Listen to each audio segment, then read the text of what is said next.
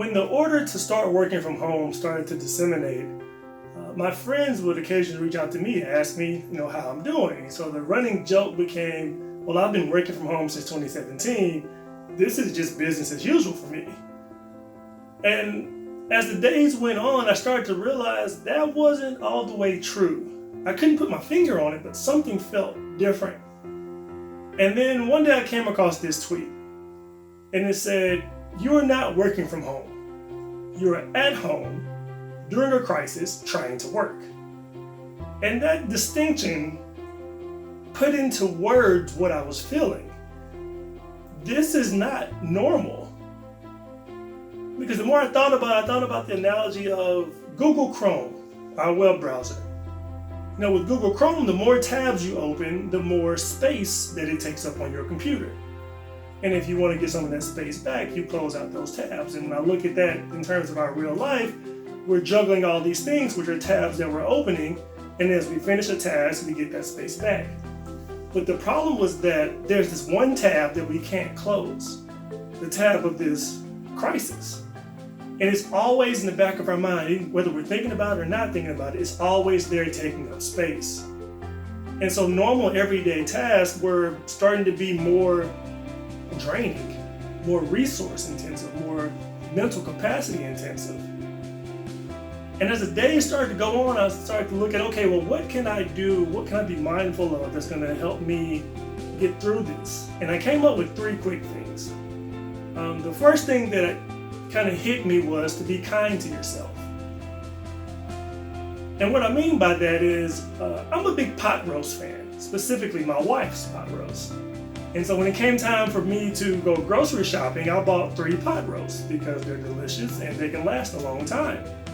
So I go home, I go to the store, I get the groceries, I come home, I bring it back, I'm ready for her to start cooking the pot roast, and she points out, I forgot the other ingredients, the cream of mushroom soup, the French onion soup mix, the other staples to what makes her pot roast.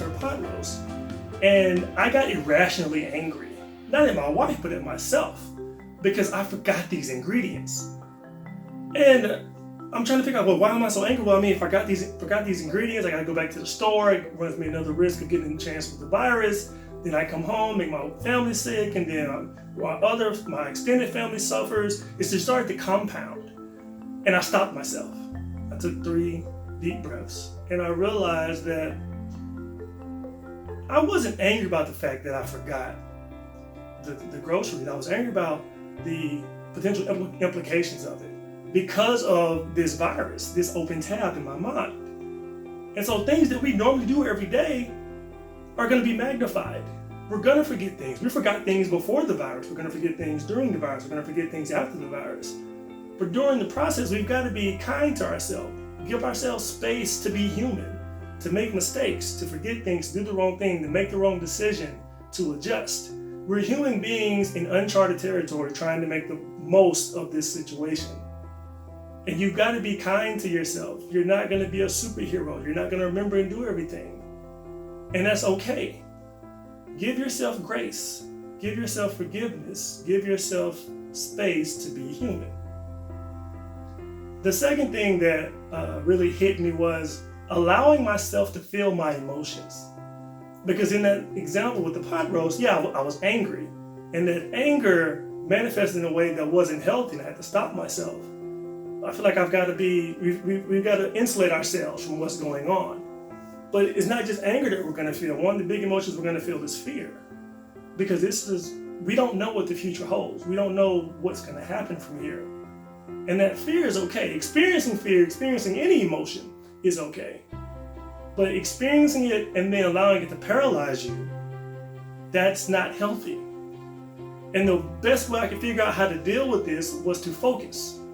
Focus specifically on what I could control. I came across this diagram that laid out focusing on what you can control, focusing on your hand washing, your social distancing, focusing on things you can do within your house. So I started finding things, what can I do inside the house that's going to allow me to focus on the here and now. Something as small as making a grocery list started to become rewarding because I was focusing on what I could control.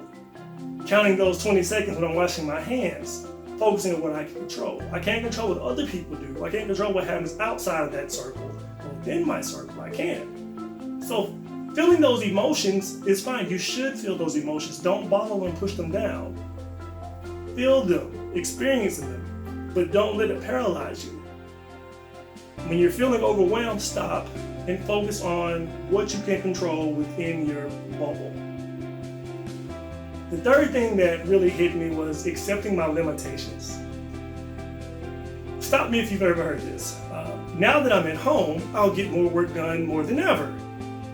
The lie detector test determined that is a lie. Because see, if you are at home working without a pandemic going on, you may be able to get a lot more done. But see, you're at home with your children, with your spouse, with your partner, with your roommates. And so it's not just you, it's also them. So you may be working, you gotta stop to explain a concept to your child. You gotta stop to fix lunch. You gotta stop to stretch your legs. There's gonna be disruptions. And that's okay. You don't have to be a superhero. Because again, we're humans in uncharted territory trying to make the best of a situation. Don't put so much pressure on yourself that you've got to be able to do everything. Maybe it's okay to let the kids' playroom stay jumbled for a while. Maybe it's okay to not do that load of laundry right now. Maybe it's okay to not return that email right now. There are limitations to what we can do, even if a pandemic wasn't happening, but it is. We're here. This is real, so we're trying to navigate this. And part of that navigation means being kind to yourself. Part of that navigation is allowing yourself to experience your emotions. Part of that navigation is accepting that you can't do everything, accepting your limitations. We've got to do the best we can to be human. We can't lose our humanity as we're trying to navigate this. We're all just making the best of a situation that we've never been in. We don't know what's going to happen. We don't know where things are going, but we're optimistic. We have hope.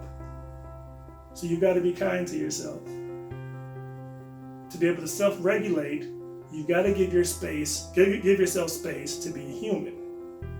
Because once you stop that, then the pressure starts to build and who knows what can happen. Be kind to yourself. Accept your limitations. And most importantly, experience those emotions. Because those emotions are going to help you be in tune with what makes you, you.